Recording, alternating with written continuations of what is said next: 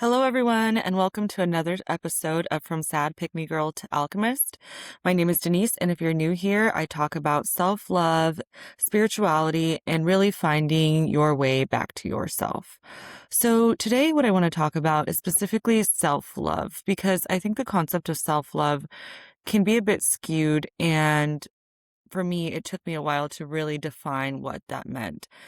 And I will just start by saying my entire life, I thought that I embodied self-love because I really prioritized movement. I was generally confident in the way that I looked, but deep down, I was always searching for validation from other people. And as I've shared, it was specifically around men, but even then, it's beyond that. And I think in this day and age, a lot of us can relate to that, especially with social media, where we're always looking for likes or follows or some sort of indication that people like us.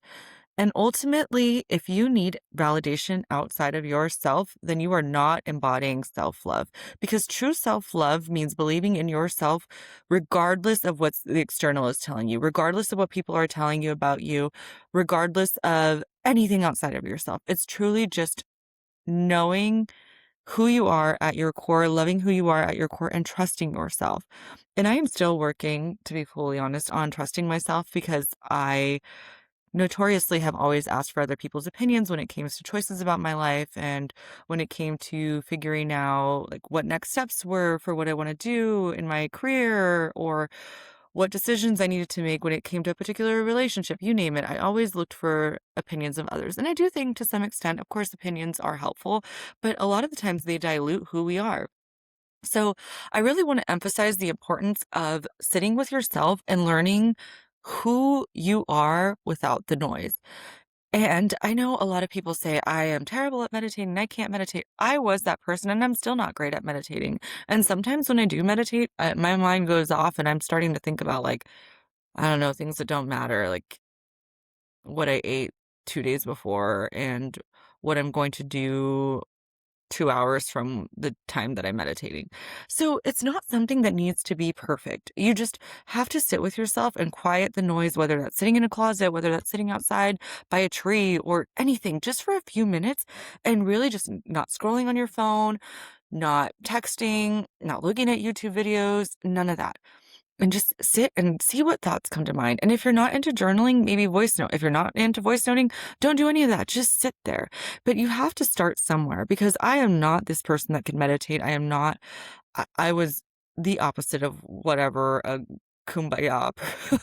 I say, whatever your staple kumbaya person is that can meditate and just be quiet and zen, was not me. And I'm still not fully that. I'm very much ADHD and like, oh, what am I going to do next? Or let me have a plan. And I can be very rigid, but I'm unlearning that, because those are qualities that I don't think have served me well. And that's not to say that I'm beating myself for them beating myself up for them, but I am acknowledging that sometimes they are detrimental to what I want to accomplish in this life. So on that hand too, if you identify things that you're not so pleased with yourself about, those are not things that you need to beat yourself up for. Those are just things to take note of so that you can do better. So when you really start to listen to yourself and drown out the noise, you will be directed to what is for your best and highest good. And what are we all here for but to live our best lives? We are not here to struggle. People say life is hard. Life is hard because we are always going against the current, and we're always doing what we're told to do because we think that that's what it takes to be successful in society. And that's ingrained in us, right? You follow the rules, you do what you need to do so that you can, quote unquote, be successful in this. And for me, it was going to college, graduating college, getting married, having kids, getting the staple job. And I have all that, and it has not brought me fulfillment, which is why I'm here now preaching about finding yourself and finding wholeness within yourself, learning to listen to yourself. Because if you do not learn to do that, there is no way that you're going to be happy. There is no job that will make you happy. There's no amount of money that will make you happy. There is no person that will make you happy if you do not love yourself. And that goes beyond what you look like. It goes beyond what you think people perceive you as, all of that. It's just what it is truly just believing in yourself completely, wholly, and knowing that despite what everyone else is saying, you need to trust yourself first and foremost. And so if you have an idea or something, like, for example, say you're super excited about starting a project or a business, and like it just brings out this like fire in you and you're like ready to go. And then you start sharing it with people and they're like, oh, but have you thought about X, Y, and Z? And have you thought about, oh, what, like that's really risky. Then you start to kind of back down and you're like, oh, maybe they're right. Maybe, maybe what they're saying is true. And I really need to take a step back and think. And remember that everybody is just projecting their fears onto you. The external is just a projection of our own thoughts. So we're diluting what we want, and that's our soul. What our soul wants excites us and it fuels us. But when you start sharing that with people and they project their fears, then we kind of back down. And that is what I've done my entire life as well. And I'm going against the grain now, and I'm just going to push through those fears because I know that on the other side of that is a fulfilling life that I have been so afraid to step into. And I am scared. I'm scared of letting go of security. I'm scared of not knowing what my day-to-day is going to look like, not knowing that I have to be at an office at a certain time. But I also know that I don't want to live my entire life knowing that I felt like I was drawn to something else, but I was too afraid to reach for it. So I encourage you, if there is something that excites you, and it doesn't even have to be job related, right? It could be maybe a hobby or something, and people are telling you that it's risky, or I can't think of a great example at the top of my head, to be honest, but whatever it is that you're thinking about and it excites you, and if you share it with other people and you start to dilute yourself and think, oh no, and you start to doubt yourself, you're not listening to yourself because that excitement is coming from your higher self. And this leads me to another point that I wanted to make too, is like when you start to embody who you came here to be, you will meet people who cheer you on and truly root for you, even if they don't fully understand what you're doing. And for me, this was my spiritual journey, which started with spiritual counselors I've shared in previous episodes. I remember pulling an oracle card over and over and over, and it was music. And I was like, why do I keep pulling this oracle card? Like, I'm not like a huge music person. I guess obviously I enjoy music, but I wouldn't consider myself like a musician by any means. I don't know a lot about it. And I have zero interest in creating music. So the card just my spiritual counselor was trying to figure out what it meant exactly, and we couldn't hone in on what it was that the music card meant. And now I know it was because I was listening to music in my car, but what I needed to be doing was listening to podcasts. And this revelation came years later, but it was podcasts that helped me find the person who I'd go on a retreat with. She was the podcast host, as I also shared. And so I went on this retreat and I met people that I can say are my soul family completely. There was soul recognition. And if you don't know what that is, it's basically you have met these people in many lifetimes. You incarnated, you contracted for you all to meet. And of course you contracted for everyone to meet, but I'm not describing it because I am not an expert in soul contracts, but essentially they are my family in this realm in many lifetimes. And we've all felt these connections, I'm sure, where you meet somebody and it just doesn't feel like you just met. It feels like you've known them forever. And that is what this is, that on a level that I cannot describe. And with them now, I have had so much support that I am not as afraid to step into the things that I meant to do, just knowing that they're there and they're around. And it's insane to me because a lot of our stories and where we are in our development and stepping into our purpose is very similar. And so even though we don't always speak frequently, when we do, it's like, it's like we never missed a beat. And it's just, I want that for everybody. Find your soul family, and you find your soul family when you listen to yourself. Because if I hadn't have started listening to the podcast, I wouldn't have met these people. And I'm not only just meeting them, but I'm putting myself out in situations because I want to learn about different healing modalities, which I will have somebody on next week to share something super exciting. I'm not going to disclose it, but that is essentially what I want to do, is bring those different healing modalities because of the way that I pulled myself out of my rut being so unconventional. I'm like, why doesn't everybody try this? Why doesn't everybody know that it doesn't have to be this textbook of how you heal? It's not like, okay, you go to therapy and then you try do this medication. And I'm not saying, as I always say, I'm not saying those things don't work.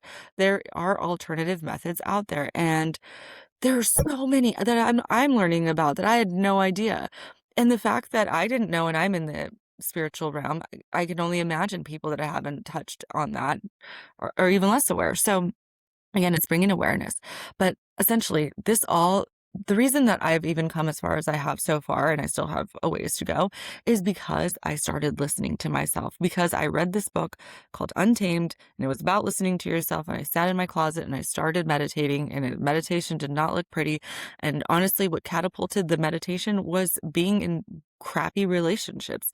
And I was like, I cannot continue to be in these relationships. Relationships consumed my life. Romantic relationships is what I'm talking about. And so I know that people struggle with love because they're putting love before anything else. Finding love becomes the priority.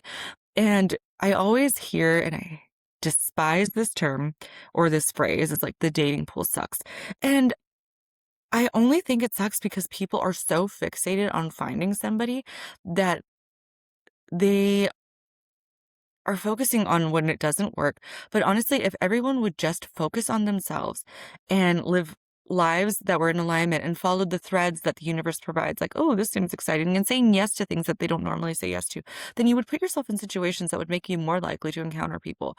I also think that dating apps are just not, yes, there are exceptions, but generally speaking, we would have a much higher success rate if we just went back to the old ways of living life, enjoying life, going out, doing stuff that you don't normally do. Are you going to meet somebody right away? No, probably not. You might. I don't know.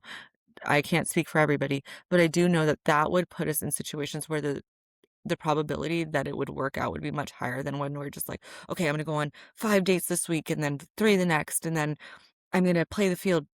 No, and then people are getting upset because everyone is, there's like a lack of commitment from people. And of course, because everything's at the fingertips and everyone's just so, they feel like they're like running this rat race to find somebody, and it shouldn't be like that. Because when there's wholeness in yourself, you're not in a rush to find somebody. And I just think we have it ass backwards, to be honest, when it comes to finding love. And it should never be a priority. The priority should be self-love. We have a lack of self-love, and it's a huge issue beyond, I think, what we've seen ever, because we have so many sources that require, or not require, but they kind of make us feel like we need external validation more than ever before. Hence social media, posting on social media, doing those things. We feel like we need something outside of ourselves to make us happy. We need to go back to making ourselves happy out and not thinking about what other people think about us. And a lot of people are not stepping into their purpose because they're also afraid of being seen, and they're afraid of being judged, or afraid of failing in front of people that they don't even know. Because I was just talking to, literally, I'm sure we've had a gazillion lives together as sisters. She is, I just love her so much. And every time I talk to her, we have, I swear, we share the same brain. We're just in different geographic locations, but we were just saying of how the fear of being seen is big and you don't want to fail. But usually the people that you're afraid of failing in front of are the people that you don't even give a fuck about. They're like people from your past that you may have dated, or somebody that you went to high school with. And it's never the people that are close to you, because the people that are close to you are generally rooting for you. And anybody who's not rooting for you and is hating on you, projection, it's not about you, it's about them. So I know, like, with I put to my stories just because I want to understand that I'm not living the life that I feel like I should be living just yet. And yes, sharing this podcast is the beginning of it, but there's still so much more that I need to do as I get over the fear of perfection, or fear of not being perfect, the fear of not being liked, the fear of failing. Because I've tried a lot of things that haven't worked out. Let me just list them here. I did personal training, and I quit that because I was too hard to juggle with my corporate job, and it wasn't very lucrative. And then I did a fitness group for women, specifically women who were pregnant or had young kids, and then dove into women's circles. And now I'm here doing the podcast. So anyway, it's just all these things that I've tried, and I've put myself out there, but I used to dilute myself, and now I'm like, I'm just going to post whatever. I'm not trying to gain popularity. I'm trying for the right souls to find me. And the only way that those right souls are going to find me is if I put myself out there. If I don't do it, they're not going to find me. And same goes for you. If you have an idea and you want to bring people along that you think would also maybe enjoy the idea that you have, I'm just throwing it out there because of what my example was, then you need to share that idea. Because how are people going to know that you're even thinking about this, or that this is something that you want to bring into fruition, if you're not sharing it? So whatever it is that you're afraid of is the thing that you should be doing. Oftentimes, and I know it's so cheesy, they're like, "Success is on the other side of fear," and you hear all those things, but it's true. Everything that we're afraid of is usually just because we want it so badly, and if it doesn't work out, we think the world's gonna crumble, but no. And I've also shared that just because something doesn't work out in the way that you thought doesn't mean it's a failure because you're always learning and you're progressing and you're moving forward and you pivot. And I was talking to another person who's been very successful in the business realm and she does that healing as well. And she was saying, follow the threads. The universe will always provide you threads. And the way that you acknowledge or become aware of these threads is with your connection, strengthening your connection with self. So you follow these little nudges. You're like, "Oh, wait, I'm gonna try this. I'm gonna say yes to this." And slowly the path starts to unveil. It's not like this thing where you have to have this grand plan because I always thought, okay, you have to have a business plan. And I'm not saying there is no use to these things. I'm just saying when you're unclear on what you need to do and you feel unfulfilled, you can just start by following the threads. Okay, this sounds interesting. Let me try this. Okay, this didn't work. Let me pivot. I've learned about this through trying this. Now I'm gonna go over here. And it's never a failure. Again, even if it doesn't work out the way you envisioned, it does not mean that all is lost. If anything, it teaches you what you can strengthen. And I am living proof of that here and now. I am working on using my voice. I don't know what that's going to lead to, but I know this was the next step. And I'm going to keep following the threads and sharing my journey along through the podcast for however long it feels aligned. Because right now, my call is to help other people to pull themselves out of depression, to learn what it truly means to love yourself. Because up until 6 months ago, maybe, I'm trying to guess, I was still heavily thinking like, "Okay, but I do love myself, but I do," and I was learning to, but I hadn't fully mastered it. And now I know that I do, and I'm still of course, I still struggle, and the old me wants to come back and to the old routes, and I almost thought about texting this guy earlier today because I went paddleboarding at this place that we had paddleboarded together, and I was like, "We're not going back there," 'cause I have finally learned to feel whole and good and to know that I don't need external validation, and sometimes I still look for it. It doesn't mean your old identity is gonna shed right away, but the more you practice this new embodiment of who you are, the stronger it gets. It's like a muscle. I always refer to think like working out is such a good analogy. You don't go into working out and you're not just great at it, but slowly you get better. And then you learn about different workout modalities. Then you try those and you're even stronger because you started off on this one thing that gave you the baseline in order to be able to do the next thing better. And so that's exactly how life works sometimes. Oftentimes, I want to venture to say all the times, and some people argue and be like, no, you need a structured plan. Sometimes you just need to follow the threads. And for me, the thread started with spirituality and mastering self love because my deep depression and my self loathing clearly was from a lack of complete alignment with self, from looking for love outside of me and for seeking it from people who were treating me poorly because those were the people I was most drawn to. And now I know the next step is when I do find somebody that I'm interested in, it's going to make sure that I continue being me, this person who puts myself first and foremost, and not watering myself down to keep somebody or keep their attention just because I like them. Because I don't like people very often. Let me rephrase that. I am not romantically attracted to men very often. It takes a lot for me to be romantically attracted to a man. And now it's going to take even more because it's not just an external thing, but it's going to be like, what is your emotional intelligence like? What is your self awareness like? What have your previous relationships been like? What work have you done on yourself? And I'm not saying that you have to be this completely spiritual being in order to be whole, but you do have to have a level of self-awareness and emotional intelligence. And that comes from delving in, facing your shadows, and acknowledging what you need to work on because we all have things to work on all the time. It never ends. It's a never ending endeavor. And much the same as with fitness, you're never going to reach this point where you no longer have to work out. You're always going to have something to work on and something to strengthen and something to polish. That's just the way life goes. So the point of this episode again is around self-love, learning what self-love is, strengthening your connection with self. And if you feel a nudge to try something, please try it. You do not need to live a life that's granola. And I say granola, like that life that they told you meant that you were successful, like owning a house and having a nice car, all those things that I was taught. Those do not bring you happiness. It's really when you are living a life of purpose, when you feel like you're fulfilling your soul's duty.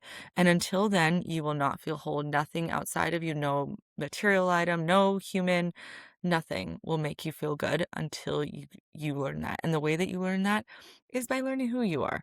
So this week, I encourage you, take 5 minutes, 10 minutes to yourself, go somewhere quiet, maybe outside, maybe it's your closet, wherever you can go, and just try to talk to your higher self. Try to talk to you, whatever you believe in. If you don't believe in your higher self, just see what comes, try to clear your mind and see what thoughts come up. Jot them down, as I mentioned, or voice note them, whatever it is, but learn who you are and then start following the threads because they will lead you to beautiful places. I'm living proof. I am having, last week I shared I had a terrible week. This week I'm having a great week, and I'm learning that life kind of ebbs and flows, but I am learning to ride the lows much better and more efficiently, and I come back stronger each time.